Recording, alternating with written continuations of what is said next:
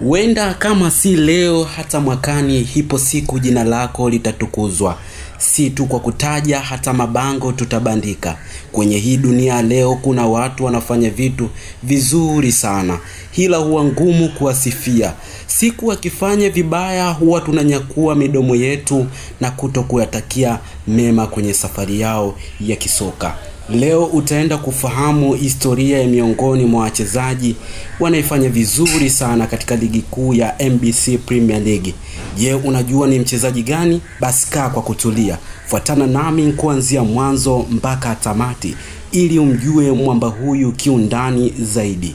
Alizaliwa tarehe 22 mwezi wa 12 mwaka 1909 huko Zambia. Nafasi yake uwanjani anacheza kama forward. Wako maforward wengi kuwahi kutokea nchini Tanzania, lakini nilijaribu kutafuta kumfananisha naye nikakosa kabisa. Je, unamjua ni nani? Mwamba huyu alibahatika kucheza vilabu mbalimbali kama vile msimu wa mwaka 2015 alibahatika kujiunga na klabu ya Lusaka Dynamos. Msimu wa mwaka 2016 akabahatika kujiunga na klabu ya Nakambara Leopards. Lakini pia msimu wa mwaka 2017 alibahatika kujiunga na klabu ya Zanaco, na katika klabu hiyo alibahatika kucheza mechi 7 tu, huku hakuingia kambani hata mara moja. Msimu wa mwaka 2018 alibahatika kujiunga na klabu ya Green Eagle, na katika klabu hiyo alidumu mpaka msimu wa mwaka 2019.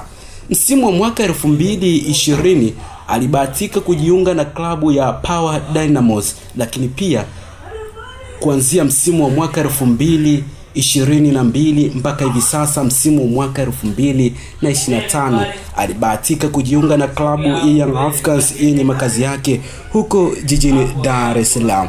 Mwamba huyu amekuwa ni miongoni mwa wachezaji tishio kweli kweli, lakini pia alibahatika kuitwa katika timu ya taifa, yani naizungumzia national team ya Zambia msimu wa mwaka 2024-25. Na huyu si mwingine ni Kennedy Musonda. Kila lenye mwanzo halikosi kuwa na mwisho. Pengine ni kuache na swali lifuatalo.